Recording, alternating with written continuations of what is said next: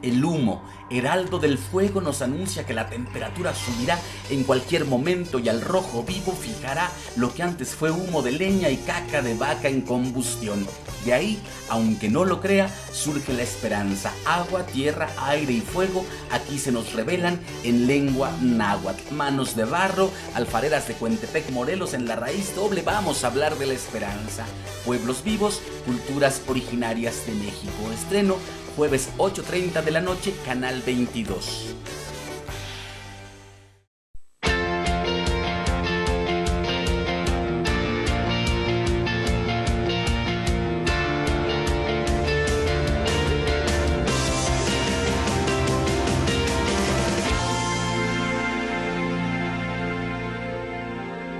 Buenas noches, bienvenidas y bienvenidos. Gracias por estar aquí y muchas gracias a Rafael Rojas Gutiérrez, que está en nuestro estudio nuevamente de CNN. Es un espléndido investigador y profesor del CIDE, del Centro de Investigación y Docencia Económicas, que está presentando un libro altamente recomendable que es la historia mínima de la Revolución Cubana. Rafael, gracias por estar aquí, bienvenido. Muchas gracias, Carmen, feliz de estar de nuevo aquí, ya sabes cómo te seguimos y admiramos. Pues Rafael, muchísimas gracias. El Colegio de México publica esta historia mínima de la Revolución Cubana. Acabas de tener la presentación de este libro, una presentación de lujo, porque estuvieron contigo Jan Meyer, Enrique Krause y el propio Rafael Rojas en esta conversación. Y Pablo Yankelevich, que a su vez estuvo en esta mesa de presentación. Y te tenemos aquí ahora, Rafael. ¿En qué momento de nuevo, no? Hemos hablado contigo en estos últimos meses, en particular, en una nueva circunstancia histórica entre Estados Unidos y Cuba, como sabemos, y tú poniendo a la mesa la revisión de la Revolución Cubana, sí, ni más ni menos. Sí.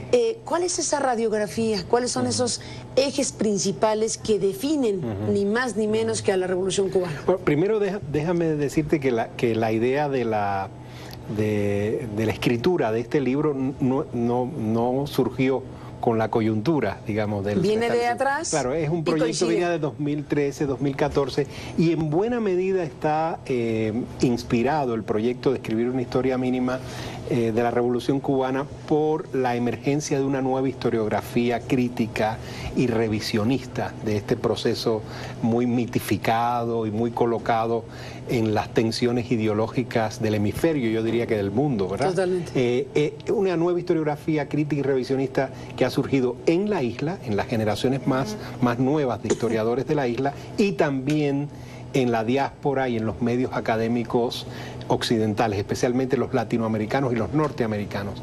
En varias de las más importantes universidades de Estados Unidos hay jóvenes historiadores mirando el proceso de la revolución con otros ojos y tratando de colocarlo en una perspectiva más contemporánea de la investigación histórica, ¿no? Y yo creo que el libro más contemporánea y menos satanizada.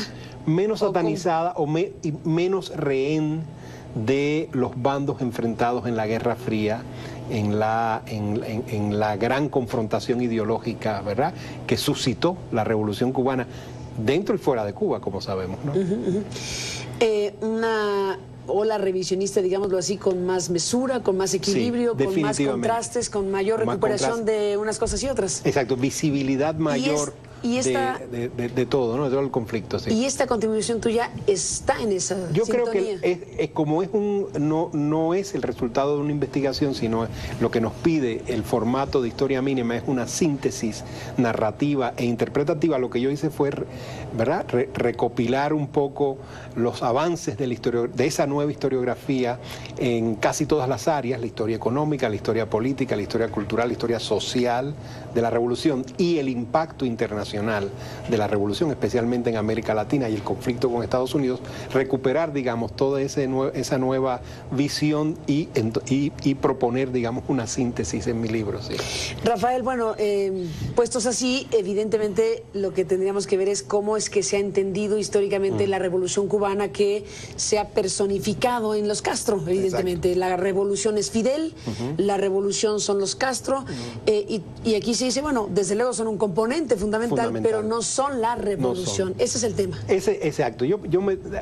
Cualquier estudio histórico, yo diría que sobre cualquier revolución tiene que enfrentarse a un relato mítico sobre ese proceso. La revolución Pancho Villa, francesa, Zapata, la mexicana, la rusa, la sandinista, ¿verdad? Claro. Entonces, luego el historiador tiene que tratar de narrar e interpretar esos eventos sin, yo creo que sin escamotear del todo la parte mítica y legendaria que forma parte a su vez del proceso histórico, es como una revolución es representada, ¿verdad?, en los medios de comunicación internacionales, Sí, como en la historia misma, como es vivida, eso es parte de la propia historia.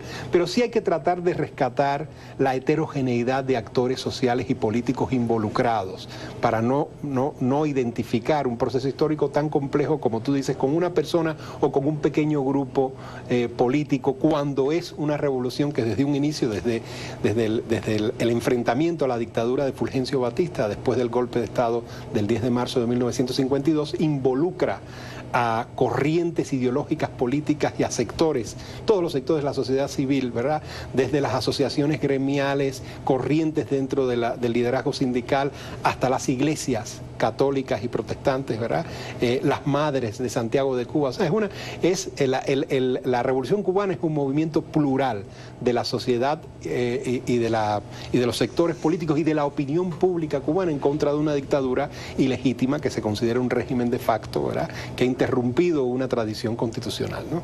Entonces esa es la esencia del asunto. Rafael Rojas, si el Colegio de México con esta colección de historia mínima te exige un esfuerzo de síntesis, imagínate la televisión te lo exige más. Sí, exacto, sí. Si la televisión, si CNN te pide una descripción de esos acontecimientos que evidentemente fueron forjando una revolución en un país, independientemente de sus liderazgos y de estas fuerzas identificadas claramente con la personalidad de Castro y demás cuestiones, ¿qué cosas, qué detonadores, qué capítulos son fundamentales en las grandes pinceladas? Sí, el libro comienza con una apuesta conceptual de entender la revolución no como un fenómeno eterno, no solo no identificado con sus máximos líderes, sino no identificado con la nación misma, con el gobierno, con el socialismo, que eso muchas veces sucede. Se entiende que la revolución es Cuba, Cuba es la revolución, se identifica la revolución con el país o con el gobierno. Y lo que yo propongo es entender la revolución como un proceso histórico de destrucción del antiguo régimen y construcción de uno nuevo, que se enmarca entre mediados de los años 50, o sea, 1956-57, ya cuando se generaliza la oposición pacífica o violenta, había de las dos oposiciones al régimen de Batista, y mediados de los años 70, cuando ya el sistema político cubano derivado de la revolución entra dentro del modelo institucional soviético, ¿verdad?, dentro del referente del campo socialista y del bloque soviético para la creación de instituciones y el trazado de políticas públicas. Es un proceso muy lento el de la institucionalización de la Revolución Cubana, muy lento. Pues fíjate, la Revolución triunfa en el año 59 y la constitución del socialismo cubano data del año 1976. Y ese año, 17 años después del triunfo de la Revolución, es que el gobierno cubano cuenta por primera vez con un poder legislativo. Hasta el año 76 no hubo gobierno representativo en Cuba. La dirección era de comando, y es un periodo, como sabes, los años 60, hasta principios de los años 70, es un periodo muy experimental, por momentos bastante creativo, ¿verdad?, de politización de la sociedad, de incorporación de las masas a las grandes tareas de la revolución, las campañas de alfabetización, la reforma agraria, la creación de las milicias para defender el país de las agresiones de Estados Unidos o de los grupos exiliados, ¿verdad? Entonces es un momento de pérdida, digamos, del gobierno representativo y de conducción de la política a fuerza de voluntad y de proyectos colectivos. Ahora, todo eso acaba en la primera mitad de los 70, cuando se produce la institucionalización, yo creo que de raíz soviética o de referente soviético, del Estado cubano. Entonces ahí, en esos 20 años más o menos, es que se enmarca la historia de la Revolución Cubana. Y esa es la apuesta conceptual que hay, de entender que la revolución fue eso, ¿verdad?, ese fenómeno colectivo, ese proceso histórico que va de mediados de los 50 a mediados de los 70, y que lo que tenemos después es un Estado socialista, ¿verdad?, que va funcionando de un modo más regular, más burocrático, más institucionalizado. Rafael Rojas, hacemos una pausa y volvemos en esta conversación.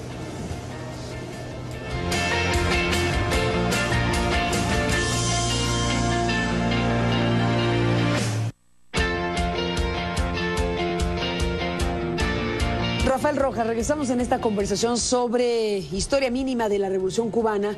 Y bueno, déjame retomar lo que fuera del programa estábamos hablando.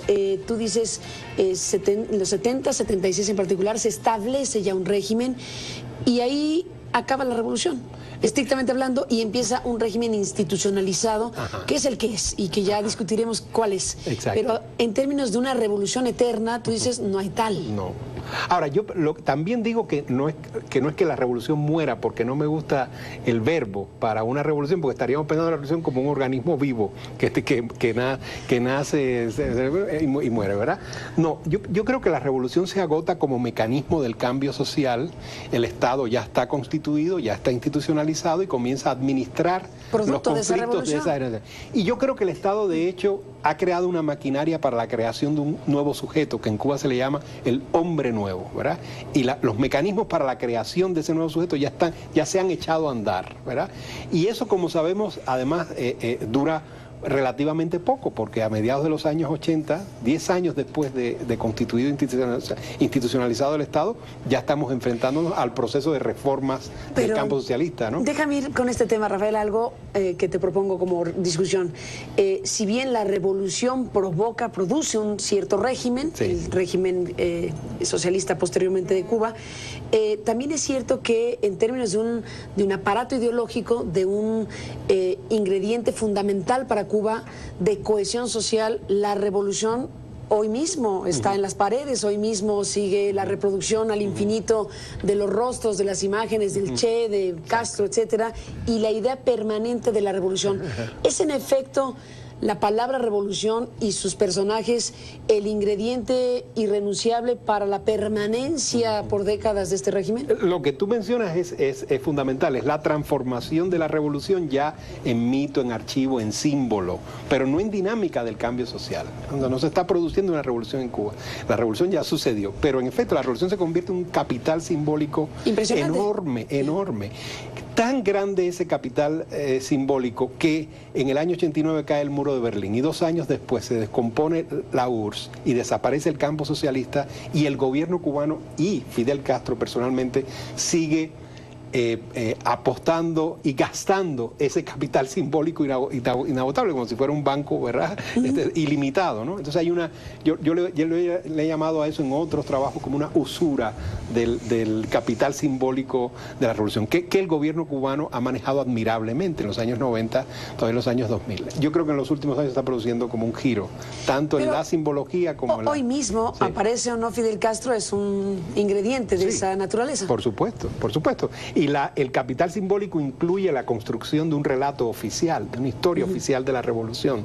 O sea, que transmite la idea de que la revolución es eterna y que la revolución, como dicen los documentos oficiales del Partido Comunista de Cuba, la revolución es la revolución de el Moncada, el Granma y la Sierra. Quiere decir que se aplica como un zoom al proceso histórico de los años 50 y se toma una parte por el todo. Porque como sabemos hubo asaltos a otros cuarteles del ejército, incluso algunos anteriores al asalto al cuartel Moncada, hubo desembarcos más espectaculares de otras fuerzas revolucionarias como la del Directorio Revolucionario en Nuevitas, hubo levantamientos, asaltos al Palacio Presidencial, guerrillas que no estaban en la Sierra Maestra, como las guerrillas del Escambray, que han sido como nubladas o oscurecidas en ese relato oficial, ¿no? Una vez que se van a establecer formalmente ya las representaciones diplomáticas, que se restablecen relaciones, que se va desmontando todo esa condición de congelamiento, es ahí en donde este ingrediente del discurso y la narración oficial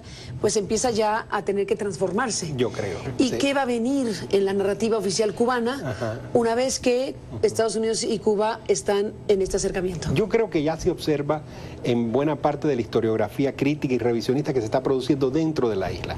Por ejemplo, hay legados de la revolución que siguen siendo reclamados ¿verdad?, por buena parte de la ciudadanía de la isla y por una parte de la ciudadanía de la diáspora, no tan grande, ¿verdad?, pero sí, como por ejemplo el gran esfuerzo del Estado cubano en distribuir derechos sociales, cobertura universal de salud y educación, sentido de autodeterminación, de soberanía del Estado, ¿verdad?, que eso no, bueno, al nivel en el que se produjo después de la Revolución nunca había experimentado Cuba y probablemente ningún otro país de América Latina. Y esos son los legados así reconocibles, ¿no?, de la Revolución: justicia social, igualdad, soberanía.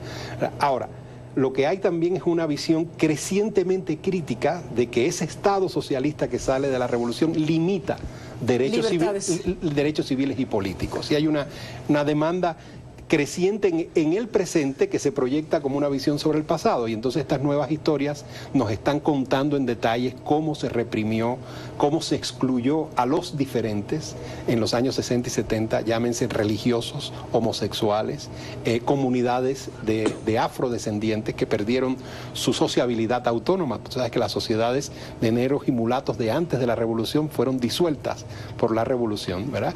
La manera en que, por ejemplo, se condujo la política hacia la mujer, ¿verdad?, de una manera muy centralizada, muy subordinada a los roles del trabajo en el Estado socialista. O sea, que son elementos muy parecidos a los de las sociedades de Europa del Este, del bloque soviético. La ortodoxia, la intolerancia, la rigidez moral, ¿verdad?, esa especie de puritanismo moral que se difunde en Cuba. Yo creo que todo eso ha quedado dentro de los legados negativos de la Revolución, que se cuestionan tanto la subsistencia de esos legados en el sistema político actual, se critican y se cuestionan, y al mismo tiempo la historiografía los revisa críticamente en el pasado. Exactamente, pero la gran pregunta en este momento, Rafael, es si ya Cuba, en su propia discusión interna, está teniendo los canales libres o abiertos precisamente para discutir críticamente a la Revolución en las décadas pasadas y en el momento actual. No existe una esfera pública abierta donde estos temas se estén debatiendo de cara a la ciudadanía. Lo que tenemos son pequeños grupos intelectuales, académicos, historiadores, periodistas. Hay también una pequeña red de oposición y de organizaciones relativamente autónomas de la sociedad civil que están manejando estos discursos. Por ejemplo, en el laicado de la Iglesia Católica, donde se editan publicaciones independientes del Estado. Estos temas se están discutiendo desde hace tiempo, y en sectores intelectuales lo sabemos. De hecho, ha habido debates electrónicos muy intensos entre los intelectuales sobre la mayoría de estos temas, ¿no? Y un llamado a abandonar las prácticas, ¿verdad?, del Estado cubano que están ligadas a aquel modelo de socialismo soviético que podemos llamar totalitario. Pero en efecto es una discusión limitada. Ahora, que cuenta con la resonancia de los medios académicos y de los medios de comunicación a nivel internacional, ¿no? Sin duda, Rafael Rojas, déjame hacer una pausa y regresamos en esta conversación sobre la Revolución Cubana, sobre la realidad actual de Cuba y el nuevo momento histórico que se vive, y esta revisión, esta historia mínima de la Revolución de Rafael Rojas. Volvemos con él en un instante.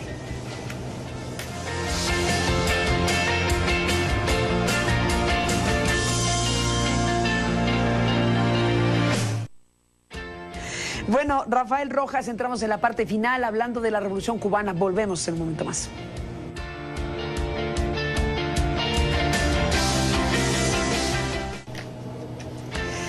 Bueno, Rafael, se nos acabó el tiempo, pero en esta parte final, en el corte hablábamos de lo que viene inminente, lo que es inminente, que es el establecimiento de las embajadas, la normalización de la relación diplomática, el embargo, todo lo que está enfrente.